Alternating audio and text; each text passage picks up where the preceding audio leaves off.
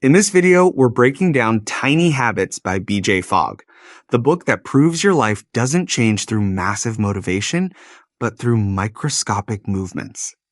By the end of this summary, you'll know exactly how to rewire your brain to build habits that finally stick, even if you've failed 100 times before. So if you've ever tried to change everything at once and ended up changing nothing, this one's for you. Welcome to Summary Central, where we turn the world's best books into the lessons you can use today. If you find value in this breakdown, make sure to hit that like button. It helps the channel reach more curious minds, and subscribe so you never miss another summary built to sharpen your mind and your habits. Imagine you walk into your kitchen one morning. You're half awake, bleary-eyed, reaching for the coffee machine, but instead of grabbing your phone to scroll, you pour yourself a glass of water first. That's it. Nothing heroic, but that tiny act becomes your anchor, your first domino.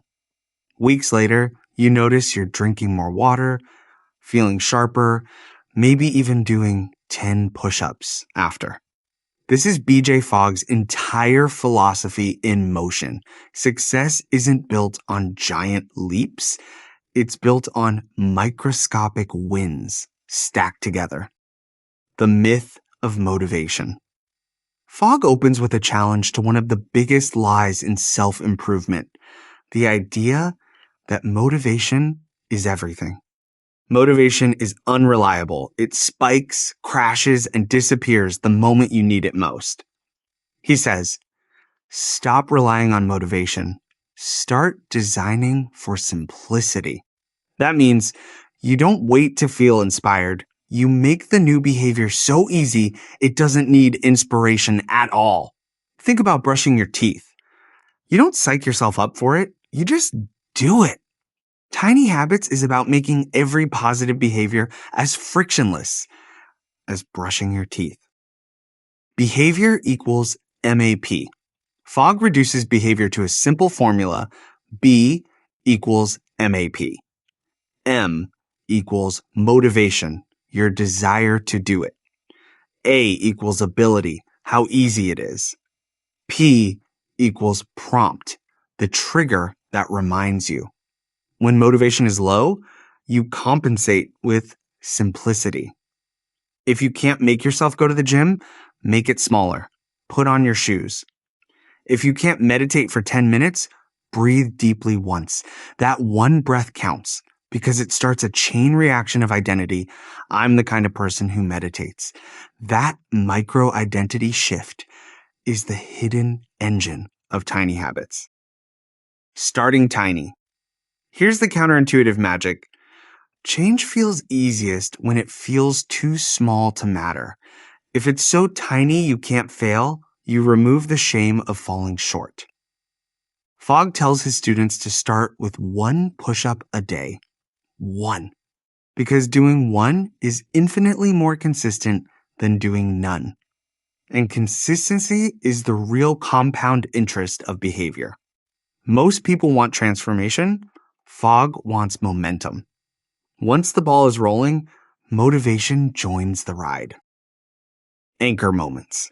Every new habit needs an anchor, something you already do that acts as a launch pad. You don't rely on willpower, you rely on sequence. Example, after I brush my teeth, I floss 1 tooth. After I start the coffee machine, I stretch for 30 seconds. After I turn off my alarm, I say something positive out loud. The phrase, after I, is Fogg's secret pattern. It embeds the habit into the rhythm of your day, using what's already automatic to piggyback what's new. Try thinking of your existing routines as hooks hanging on the wall. Each new habit just needs to hang on one of those hooks. Celebrate immediately. This is where Fogg diverges sharply from most habit gurus. He says, celebrate right after you do the behavior. Don't wait until it's big enough. Your brain releases dopamine when it feels good, and that chemical tells your neural circuits Yes, remember this. If you celebrate every small win, a smile, a fist pump, saying yes, you train your brain to crave repetition. That's why the key line in this book isn't discipline, it's emotion. People think habits grow from repetition. They actually grow from emotionally reinforced repetition. The emotion identity loop. Every time you celebrate, you're saying to yourself, this is who I am. And the faster your new habit becomes part of your identity, the less effort it takes to maintain. If you've ever said, I'm just not a morning person, you know how identity cements behavior. Tiny Habits flips it. You start saying, I'm becoming the kind of person who starts the day with intention. That's a big psychological pivot. It's not lying to yourself. It's giving your future self a vote. Troubleshooting the motivation spiral. Fogg explains that most people fail not because they're lazy, but because they overestimate motivation and underdesign ability. We assume if I care enough, I'll do it. But caring is cheap. Friction is expensive. He introduces the motivation wave. When motivation surges, like when you buy a new planner or start a diet, you should use that wave not to take huge action, but to redesign your environment so small actions are easier later when motivation crashes. In other words, don't spend the wave on effort. Spend it on structure. Move the fruit bowl to the front of the fridge. Put your running shoes by the bed. Delete the food delivery app. Design beats discipline. The simplicity chain. To make a habit stick, Fogg says you must run it through 5 filters of simplicity. Time. Can you do it quickly? Money. Does it cost little or nothing? Physical effort. Is it easy on your body? Brain cycles. Does it require little thought? Routine fit. Does it slide naturally into your day? If it fails any one of these, shrink it until it passes. Your goal isn't heroism, it's repeatability. That's why flossing one tooth or doing one push-up isn't silly, it's strategic. It's a doorway habit, not a destination habit. The power of shine.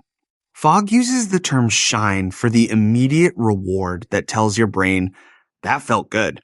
It could be a smile, a small dance, or just a mental nice.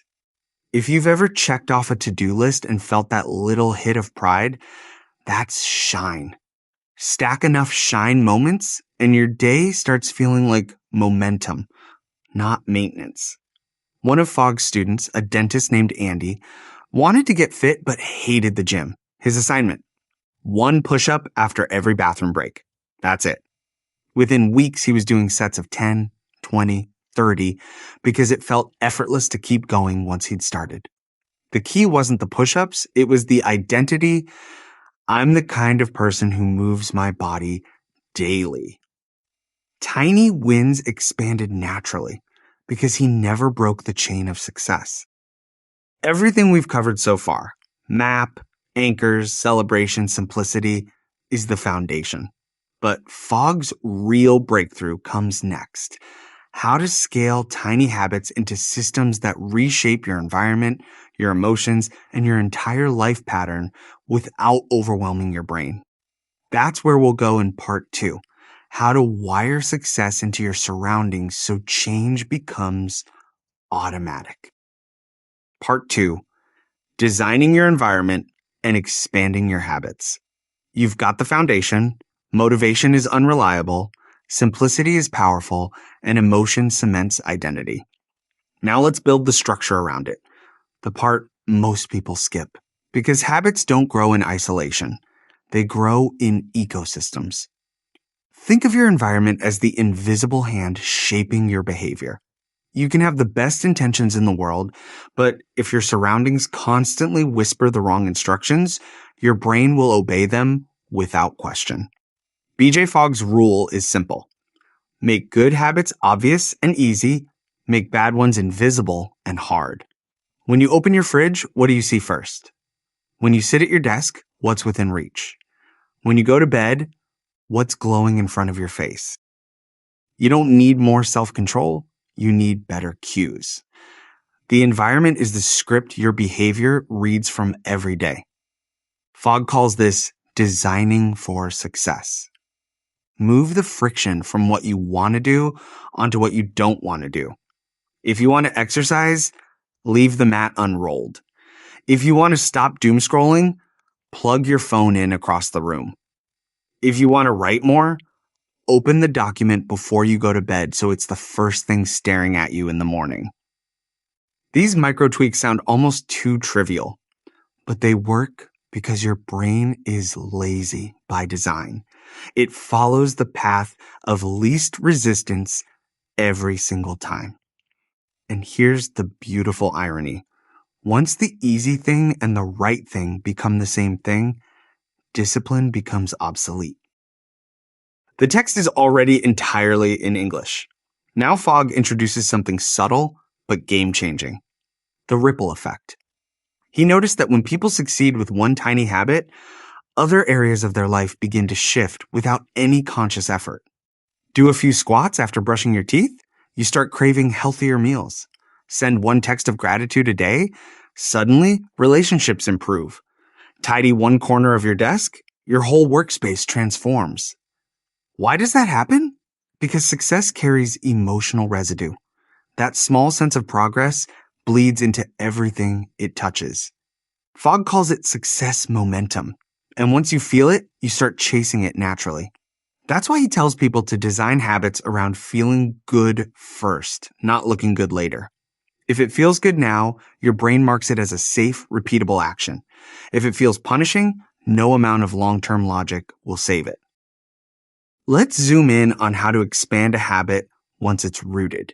The key isn't to set bigger goals, it's to grow naturally, not force artificially. Fogg describes it like watering a plant. You don't yank it upward to make it taller. You feed it, you give it light, and it stretches on its own.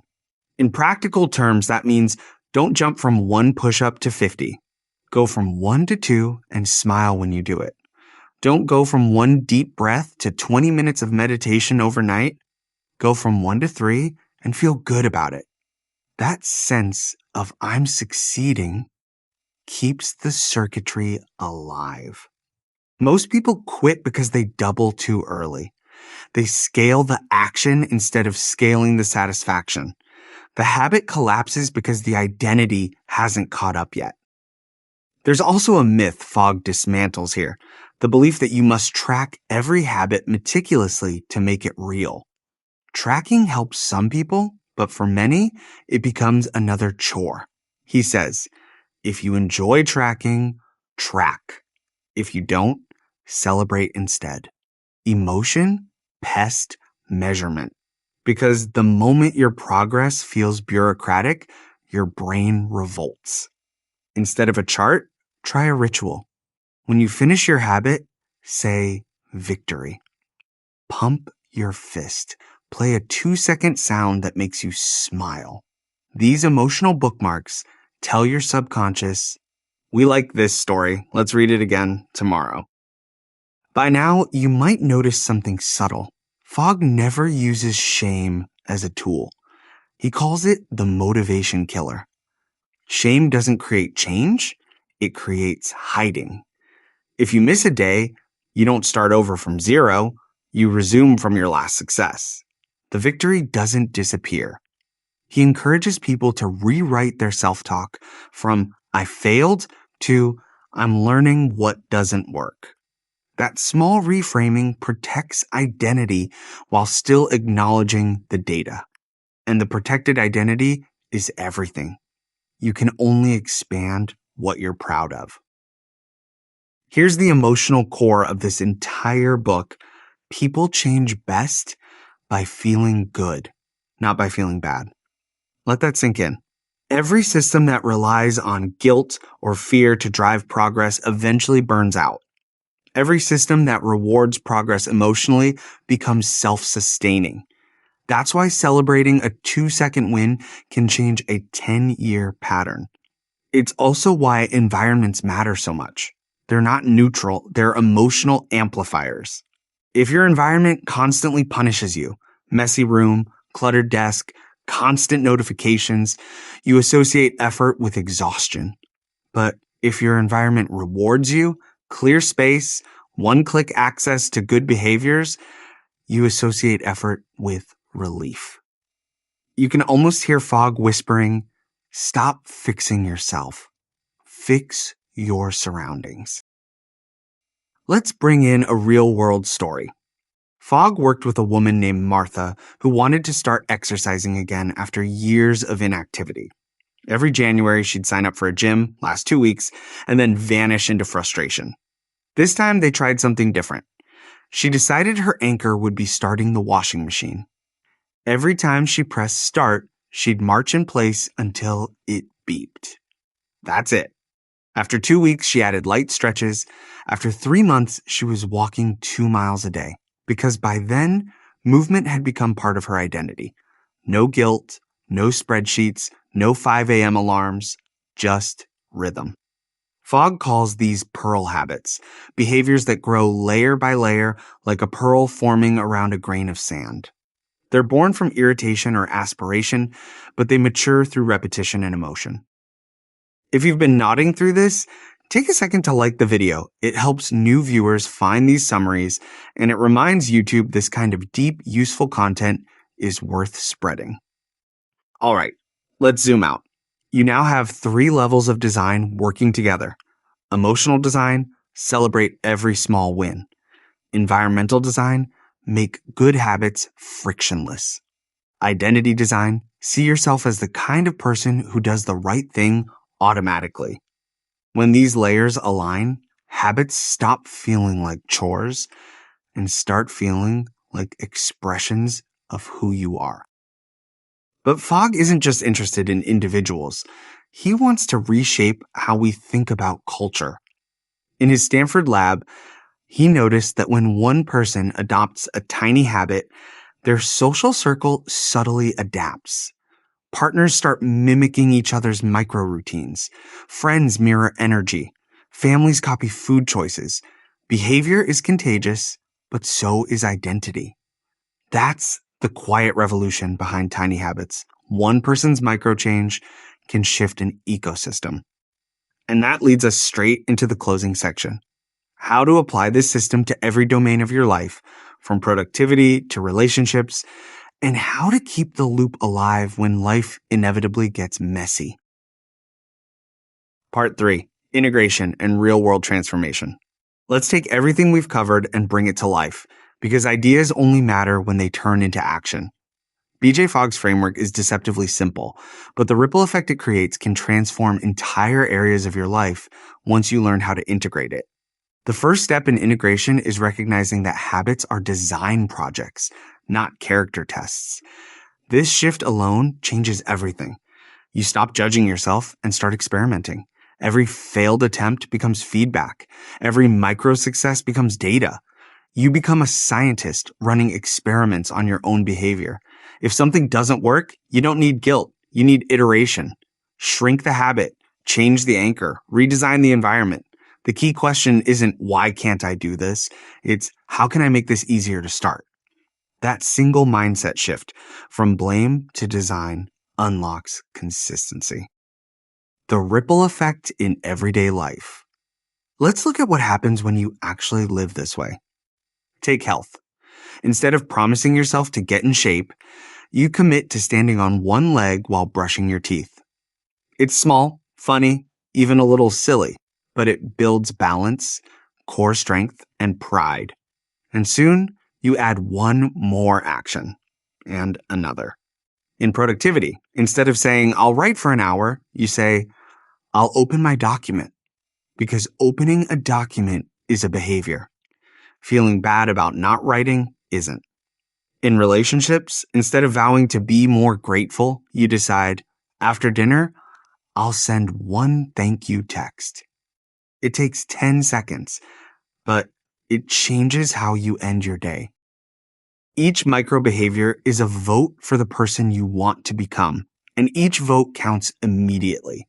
That's why Fogg's students often say, tiny habits isn't just about habits, it's about hope. When change feels small enough, hope returns. Emotions over discipline. If there's one thing you remember from this entire book, let it be this. Emotion creates repetition. Discipline might get you started, but emotion keeps you coming back. That's why Fogg calls celebration the secret sauce. When you do something small and celebrate it instantly, your brain wires it in. When you criticize yourself for not doing enough, your brain quietly tags that activity as pain. This is neuroscience at work. You don't fight your brain, you train it. So instead of saying, I should do this, say, that felt good. That single phrase turns effort into reward. Re-engineering motivation. At this point, Fogg circles back to motivation, but with a twist. He doesn't tell you to ignore motivation entirely. He tells you to use it strategically.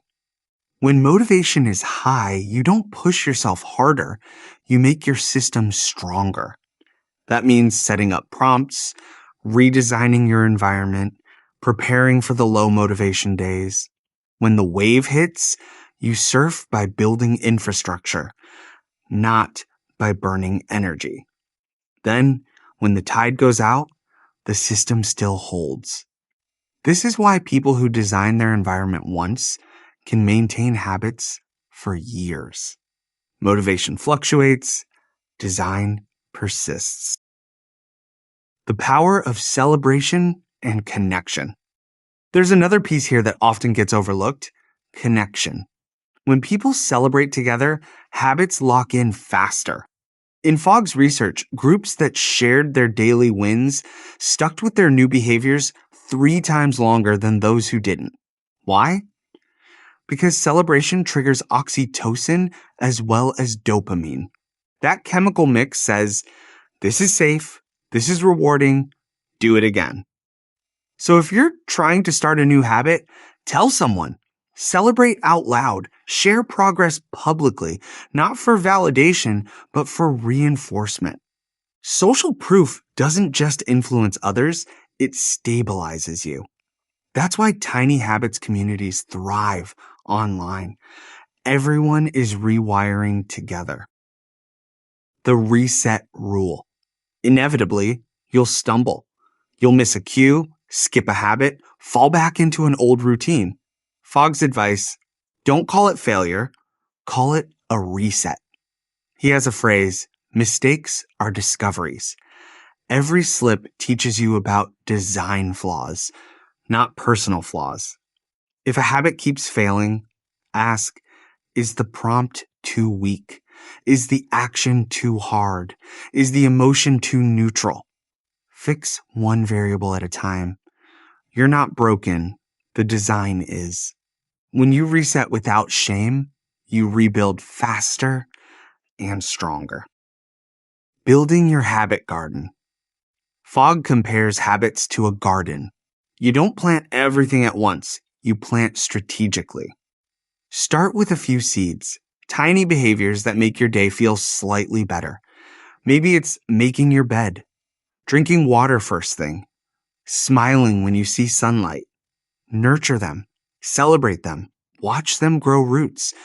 Then expand. Add 1 or 2 more behaviors that fit naturally beside the others. As the garden fills, the weeds, your unhelpful habits, have less room to grow. Change happens not by attacking the weeds, but by cultivating the flowers. The habit superpower, emotionally self-reinforcing systems. By the end of the book, Fogg wants you to see habits not as tasks, but as self-reinforcing systems. Each one generates a small positive emotion, which generates motivation for the next. Eventually, your life becomes a loop of actions that reward themselves. You no longer rely on external reminders. You live in a flow state of design. This is the point where you realize habits aren't about who you want to be. They're proof of who you already are becoming. When every action leaves behind a trace of pride, consistency stops being a struggle. Real-world applications beyond the individual. One of the most inspiring parts of Fogg's work is how organizations and teams use tiny habits. Companies redesign onboarding by anchoring micro behaviors to existing workflows. Schools use it to improve classroom culture by embedding small gratitude or kindness cues. Even families use it to build positive emotional loops, like hugging after dinner or saying thank you before bed. When the system is emotional and simple, it scales anywhere. Why tiny habits work when everything else fails. Here's the deeper reason this book stands out.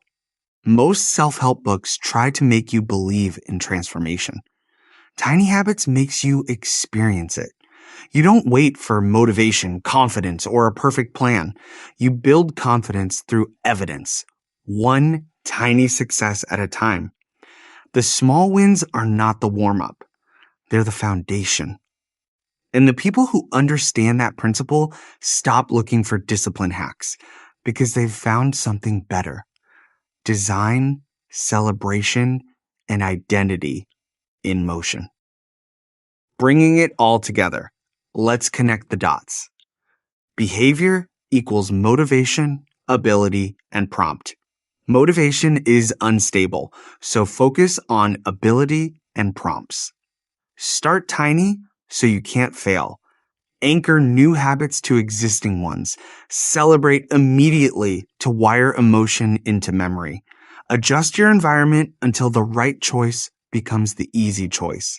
Protect identity, not ego. Reset without shame. Do this, and change stops being an uphill battle. It becomes gravity pulling you forward.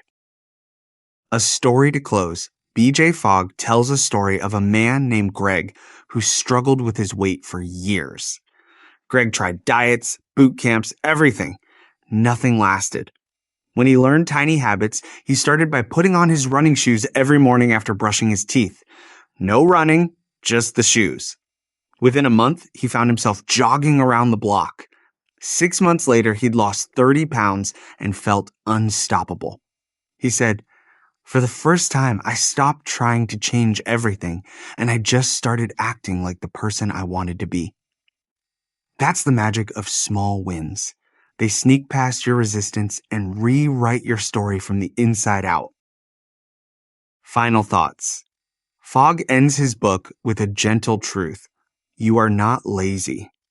You are not broken. You don't need more discipline. You simply need better design.